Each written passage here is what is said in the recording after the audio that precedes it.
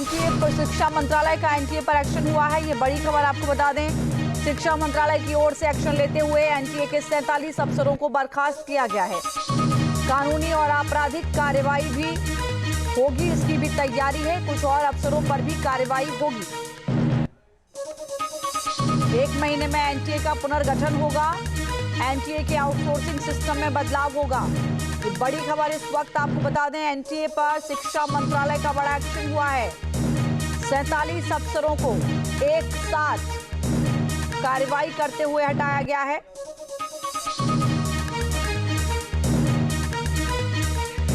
एक और बड़ी जानकारी, एनटीए ने भर्ती के लिए विज्ञापन जारी किया।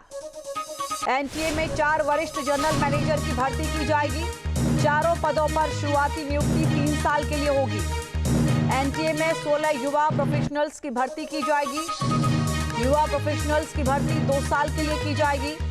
हाई लेवल कमेटी की सिफारिश पर नियुक्तियां होंगी। संवाददाता हिमांशु इस वक्त हमारे साथ जुड़े हुए हैं। हिमांशु, शिक्षा मंत्रालय का एक तो बड़ा एक्शन हुआ, 47 अफसर जो एनटीए के थे उनको हटाया गया।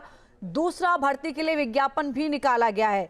क्या असर होगा इनका, फिलहाल जो हालात बन रहे हैं उस पर, इस पूरे डिसीजन का?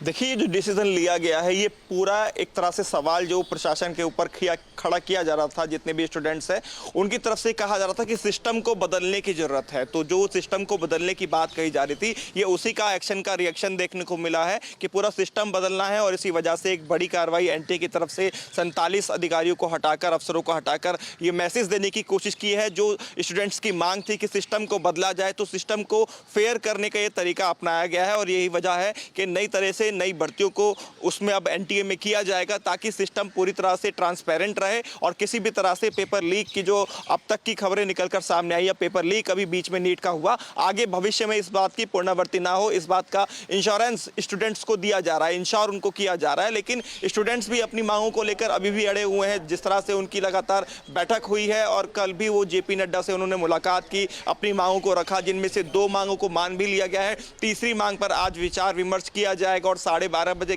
तक का समय मांगा गया था, तो उस पर भी विचार किया जा रहा है। लेकिन उससे पहले स्टूडेंट्स को क्लियर ये मैसेज दिया जा रहा है कि प्रधानमंत्री नरेंद्र मोदी ने सबसे पहले इसमें जिम्मेदारी लेते हुए अपना बयान जारी किया और स्टूडेंट को संतुष्ट करने की कोशिश की, किस तरह से आगे भविष्य में इस तरह की कार्रवाई की जाएगी, ताकि 10 साल तक की सजा का प्रावधान बिल जो लाया जाएगा, जो एक मसौदा तैयार किया गया है उसमें रखा गया है। और वो बिल भी जल्द ही संसद के अंदर जो मानसून सत्र का दूसरा सप्ताह होने वाला है, यानी मंडे, उसमें पेश किया जाएगा, विपक्ष को साथ में लेते हुए, उनसे बातचीत करते हुए। तो शुरुआत से अब एक ग्राउंड तैयार किया जा रहा है कि ये जो प्रोटेस्ट लगातार चल रहा है अभी किसी भी तरह से खत्म किया जाए, और जो स्टूडेंट्स की मांगे लगातार चल रही हैं उन सभी पर मंथन हो रहा है। और यही वजह है कि इस तरह का एक्शन देखने को मिल रहा है, जिसमें एनटीए की तरफ से 47 अधिकारियों को हटाना, एक मैसेज साफ तौर पर देना कि अब जितने भी जिनके ऊपर भी ये डाउट होगा कि ये पेपर लीक के संलिप्तता है या उनकी जिम्मेदारी बनती है, जवाबदेही बनती है, उनको बख्शा नहीं जाएगा,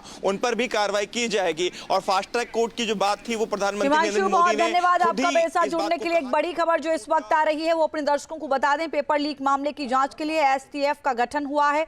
दिल्ली पुलिस ने जांच के लिए एसटीएफ का गठन किया है। एसटीएफ की अगुवाई क्राइम ब्रांच के डीसीपी करेंगे। एसटीएफ पर तेज, पेशेवर और व्यापक जांच की जिम्मेदारी, ये बड़ी खबर इस वक्त आपको बता दें। तेजी से इस पूरे मामले पर अब एक्शन लिया जा रहा है। जहां एनटीए पर एक्शन लिया गया, तो वहीं एसटीएफ का गठन भी हुआ है इस पूरे मामले में।